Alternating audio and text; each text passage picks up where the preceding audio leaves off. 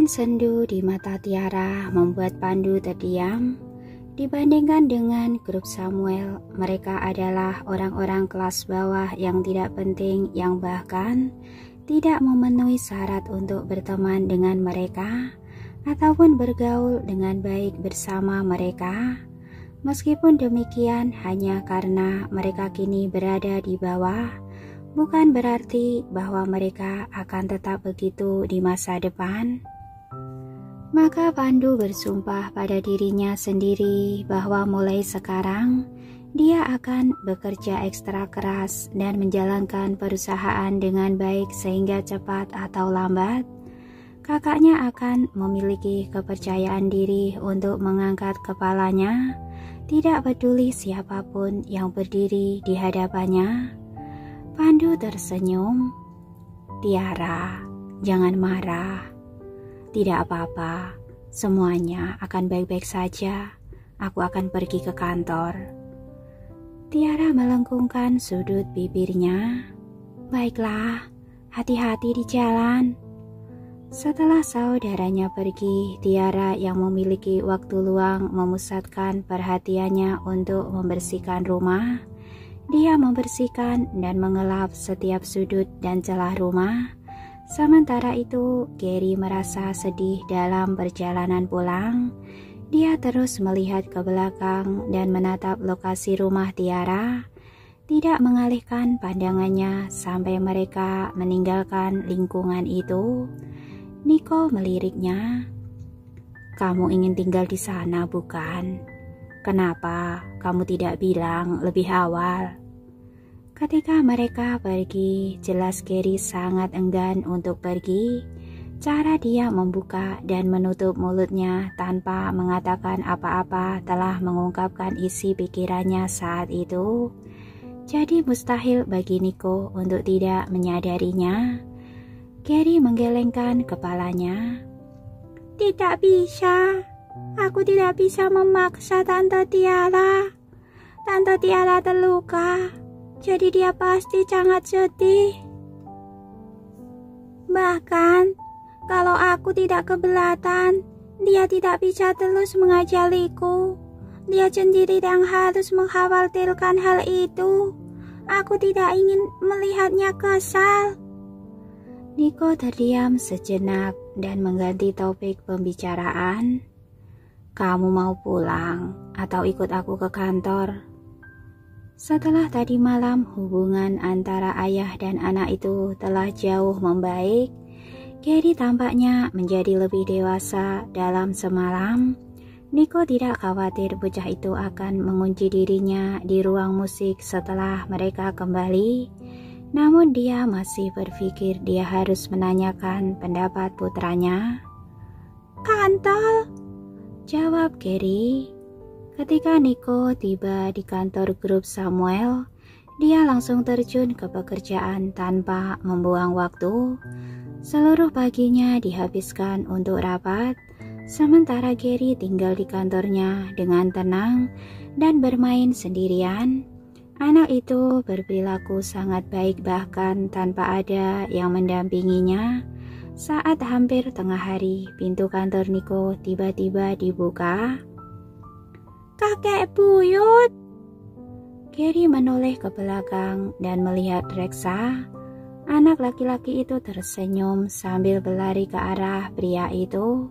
Dia menerkam kaki Reksa dan melingkarkan lengannya di sekeliling kaki itu, menempelkan wajahnya ke kaki Reksa dengan penuh kasih sayang. Reaksinya itu mengukir senyum di wajah Reksa. Anak kecil, kenapa kamu di sini sendirian? Di mana papamu? Papa sedang rapat, jawab Gary. Biar aku lihat apa yang dilakukan cucu kesayanganku. Reksa berjalan menuju sofa tempat Gary sedang bermain. Ini Lego kakek, coba tebak apa yang aku buat. Sambil menyeringai, Gary mengangkat Lego tinggi-tinggi dan membawanya ke dekat Reksa, memamerkan karyanya. Kastil bergaya Eropa. Setelah melihatnya sekilas, Reksa dapat menebak dari struktur yang belum lengkap bahwa itu adalah kastil Eropa yang klasik dan kompleks dari abad pertengahan. Iya, kakek buyut, kakek sudah menebaknya dengan benar. Gary yang berseri-seri bersandar pada lelaki tua itu. Reksa memuji, itu karya yang bagus. Karena Reksa jarang memuji orang lain, pujiannya yang tiba-tiba membuat Gary merasa malu, maka anak itu tersenyum dengan bibir mengerucut dan wajah memerah. Orang tua itu mengobrol sebentar dengan Gary sebelum Gary bertanya, Kakek buyut, kenapa kakek di sini untuk menemui papa?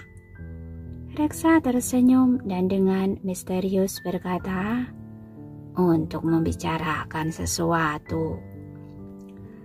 Saat itu pintu kantor terbuka lagi, baik Reksa maupun Gary menoleh ke pintu, hanya untuk melihat sosok ramping berjalan masuk melalui pintu, sementara sepatu kulit pria mengetuk lantai. Setelah melihat bahwa itu adalah Nico, Gary melompat dari sofa dan berlari ke arahnya, memanggilnya dengan manis. Papa! Nico mengacak-ngacak rambut bocah itu sebelum menatap lelaki tua di depannya dengan heran. Kakek, kenapa kamu di sini? Apa sesuatu terjadi? Sejak lelaki tua itu pensiun, dia jarang datang ke kantor.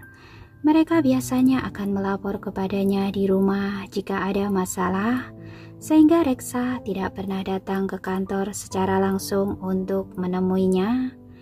Kemunculannya yang tiba-tiba memberi Nico firasat. Reksa tersenyum misterius. Tentu saja, ini kabar baik. Baik Nico maupun Gary menatapnya dengan kebingungan. Kakek buyut, kabar baik apa yang kakek bicarakan? Berhenti membuat kami bingung. Dengan senyum yang sulit dipahami, Reksa mengacak-ngacak rambut Gary sebelum mengeluarkan setumpuk foto dan meletakkannya di hadapan Nico. Ini, apakah ada orang yang kamu suka di sini? Coba dan pilih salah satu.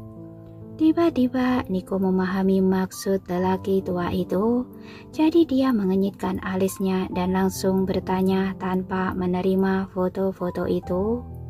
Kakek, apa ini? Gary kita yang tersayang, sekarang sudah dewasa, tetapi selama bertahun-tahun, kamu sendirian, pasti sulit bagi kalian berdua. Sekarang adalah waktu yang tepat untuk menemukan seseorang untuk berumah tangga. Wanita itu tak hanya akan bisa membantumu berbagi beban, dia juga bisa memberi anak ini cinta keibuan. Gary masih muda, dan kita tidak bisa membuatnya tidak merasakan nyamannya kasih sayang cinta seorang ibu. Reksa terkekeh dan kembali menyodorkan foto-foto itu kepada Nico. Seharusnya ini sudah ada dalam agendamu sejak lama, tapi kamu menundanya begitu lama. Kenapa kamu tidak melihat foto-foto ini dulu? Jika ada orang yang kamu suka, aku akan membantumu mengaturnya. Tidak peduli seberapa pintar Nico, dia tidak pernah menduga Reksa datang jauh-jauh kemari hanya karena masalah ini. Mendengarkan pria tua itu, Nico tidak bisa menahan diri untuk tidak mengerutkan kening. Aku sama sekali tidak tertarik untuk menikah atau memiliki anak, apalagi memilih wanita secara acak dari foto-foto ini. Untuk menghabiskan hidupku bersamanya. Memiliki Gary sudah cukup bagiku. Oleh karena itu dia menjawab, Kakek, aku baru saja kembali, belum lama ini, dan aku sedang sibuk mengurus perusahaan. Aku tidak punya waktu untuk mencemaskan hal ini. Seolah-olah Reksa mengharapkan Nico untuk mengatakan hal ini, Reksa terkekeh sekali lagi dan berkata, "Hehehe, justru karena kamu terlalu sibuk dengan pekerjaanmu, kita perlu menemukan seseorang untuk merawat Gary. Aku sudah dengan hati-hati memilih wanita-wanita ini untukmu. Mereka semua berasal dari keluarga elit dan dapat menjadi istri yang hebat. Kalau kamu tertarik pada salah satu dari mereka, kita bisa segera melamar mereka." Setelah mendengar itu, Niko sedikit terkejut. "Kakek, kenapa kita tergesa-gesa? Lagi pula, bahkan jika aku memilih satu, Gary mungkin tidak bisa menerimanya." "Oh, apa itu berarti kamu akan menikah kalau dia setuju?" Reksa berbalik ke arah Gary dengan senyum yang karismatik. "Kemarilah Gary, aku sedang membantu papamu menemukan ibu untukmu. Bagaimana menurutmu?" Meskipun Gary sedang bermain-main dengan legonya sedari tadi, dia masih mendengar percakapan mereka. Jauh di lubuk hatinya, dia selalu khawatir bahwa Niko hanya akan dengan mudah menemukan seorang wanita untuk menjadi ibu tirinya. Itulah sebabnya Gary sama sekali tidak menginginkan ibu tiri. Namun karena kedua orang dewasa itu sedang mengobrol, dia tidak berada dalam posisi yang dapat menyela mereka. Karenanya dia menjadi frustasi. Saat Reksa meminta pendapatnya, dia segera mendongakkan kepalanya dan menatapnya. "Kakek buyut, sejujurnya aku tidak ingin ibu tiri." Seolah sudah memperkirakan penolakan itu, Reksa tetap tenang dan berbicara pelan. "Itu karena kamu masih muda, jadi kamu tidak tahu manfaat memiliki ibu. Jika kamu punya ibu, dia bisa menjagamu setiap kali papa sibuk, dan dia juga bisa memberimu banyak cinta tak bersyarat. Kamu akan sangat bahagia. Tidakkah kamu lihat semua anak yang pernah kamu temui memiliki ibu bersama mereka? Aku masih ingat, itu beberapa waktu yang lalu, kamu bilang kamu menginginkan seorang ibu. Kenapa kamu tidak menginginkannya sekarang?" "Tapi aku sangat bahagia sekarang. Selain itu, semua wanita ini hanya menginginkan kekayaan dan status keluarga kita. Mereka tidak akan benar-benar mencintaiku. Jika mereka memiliki bayi sendiri di masa depan, apakah kakek pikir mereka masih akan memperlakukanku dengan baik? Kakek buyut, apakah kakek tidak takut mereka akan menyakitiku diam-diam?" Gary langsung menjawab. Mendengarnya, Reksa mengenyitkan alisnya dengan kesal.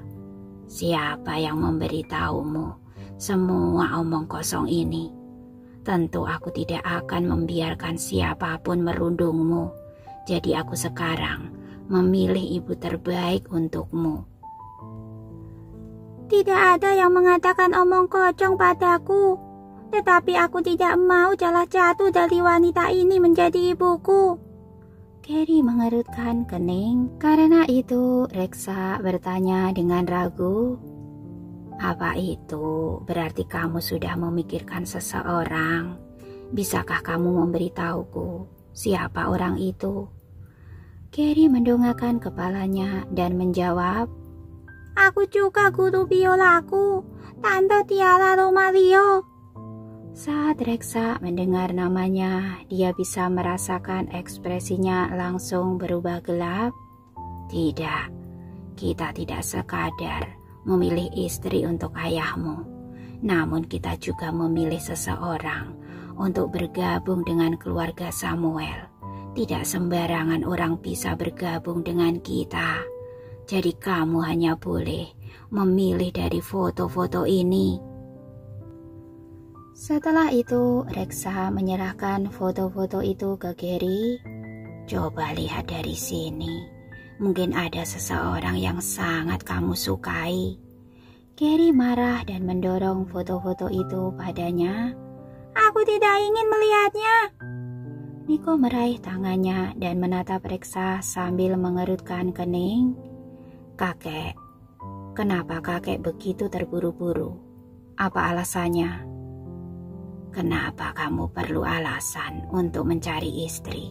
Itu semua karena kamu tidak menyukai orang yang ibumu pilihkan untukmu sebelumnya. Oleh karena itu, aku sendiri yang akan mencarikannya untukmu. Reksa tersenyum dan mengetuk foto 3 kali sambil menatap Nico dengan tegas. Dia memerintahkan, aku akan memberimu 3 hari untuk memilih. Kemudian dia melambaikan tangannya dan berjalan keluar dari kantor Nico dengan tenang. Kini hanya ayah dan anak yang tersisa di kantor. Gary menatap ayahnya dengan cemas dan bertanya, Papa, apa Papa benar-benar akan mencari ibu baru untukku? Tapi aku tidak menginginkannya. Aku bahagia hanya dengan kita berdua. Tentu saja Nico tahu siapa yang ada di dalam pikiran Gary. Jika orang itu benar-benar Tiara, sepertinya dia tidak akan keberatan. Namun ini hampir mustahil. Dia menyentuh kepala Gary. Jika kamu tidak menginginkan seorang ibu, maka Papa tidak akan mencarinya. Seketika Gary senang. Terima kasih Papa. Aku sangat mencintaimu. Setelah menganggukkan kepalanya, Nico kembali ke meja kantornya dan melanjutkan pekerjaannya. Sementara Gary dengan senang hati bermain dengan legonya. Beberapa saat kemudian, Danar mendengar bahwa Reksa secara pribadi datang ke perusahaan. Jadi dia meluangkan waktu untuk bergegas ke kantor Nico. Nico, untuk apa kakek datang ke sini? Setelah itu, dia melihat tumpukan foto di tepi sofa. Saat dia melihat bahwa itu adalah foto-foto wanita yang belum menikah dari keluarga elit, dia langsung mengerti maksud dari seluruh gambar ini. Apa kakek datang ke sini untuk mendesak Nico menikah? Melihat ada begitu banyak foto, dia dapat melihat bahwa kakek benar-benar mendesak Nico untuk menikah. Tiba-tiba Danar merasa sedikit kasihan pada saudaranya itu, tapi ini memang sudah menjadi suatu yang orang tua khawatirkan. Kakek selalu menutup mata tentang masalah ini. Kenapa dia tiba-tiba datang ke sini dengan membawa begitu banyak foto?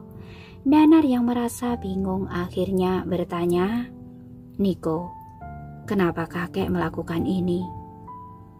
Aku juga bingung. Dia datang begitu tiba-tiba. Jika kamu tertarik, kamu bisa mencari tahu apa yang terjadi. Nico menggelengkan kepalanya. Danar mengerti maksud dari kata-kata kakaknya. Dia langsung menganggukkan kepalanya tanpa ragu. Serahkan ini padaku, Nico. Meskipun Danar sangat ingin tahu apa yang Reksa rencanakan, dia juga ingin tahu apa yang akan terjadi pada saudaranya. Dia sedikit merinding melihat tumpukan foto itu. Sepertinya lelaki tua itu berusaha keras untuk memaksa Nico menikah. Jika dia benar-benar berhasil, Danar tidak berani membayangkan apa yang akan terjadi selanjutnya. Tidak ada jaminan jika kakeknya tidak akan memaksanya juga untuk menikah setelah urusan dengan Nico selesai. Dia tidak yakin dia bisa menghadapi kekejaman lelaki tua itu. Oleh karena itu, Danar benar-benar berharap agar sang kakak bisa menahan godaan yang hendak didatangkan Reksa kepadanya. Sekujur tubuh Danar mulai merinding ketika memikirkan tentang kemungkinan kencan buta yang direncanakan untuknya. Memikirkannya saja sudah membuatnya gemetar, apalagi membayangkan bagaimana reaksinya ketika benar-benar harus melewatinya. Lebih baik tidak memikirkannya karena Danar masih menginginkan lebih banyak ketenangan indah. Itu sebabnya dia harus mencari tahu hal ini demi Nico dan tentu saja untuk dirinya sendiri. Sementara itu, setelah meninggalkan kantor Nico, Reksa langsung turun tanpa melihat ke sekeliling perusahaan. Dia percaya dengan manajemen perusahaan cucunya dan satu-satunya hal yang mengkhawatirkannya adalah pernikahan. Dia merasa bahwa dia harus menyelesaikan masalah itu untuk Nico. Melihat Reksa yang khawatir sedang berjalan keluar dari gedung, Andi cepat-cepat menghampirinya dan membukakan pintu mobil untuknya. Setelah beberapa saat kemudian, Andi menoleh dan bertanya, "Tuan, apa yang dikatakan Tuan Nico tentang masalah ini? Apa ada yang dia pilih?" Reksa menjawab dengan mencibir, "Aku memberinya foto dan memintanya untuk memilih, tetapi dia tidak meliriknya sama sekali. Bahkan Gary menentang gagasan itu. Sekarang, aku tidak akan menyuruhnya memilih lagi. Aku akan mengatur segalanya sendiri." "Tapi Anda tahu betul bagaimana sifat Tuan Nico. Dia tidak akan membiarkan siapapun mengatur apa-apa untuknya," ucap Andi. "Tentu saja aku tahu itu, tetapi dia bahkan tidak mau berkompromi. Aku akan memikirkan cara untuk membuatnya mau berkompromi. Untuk itu, dia harus menikah sesegera mungkin." Reksa menggeram.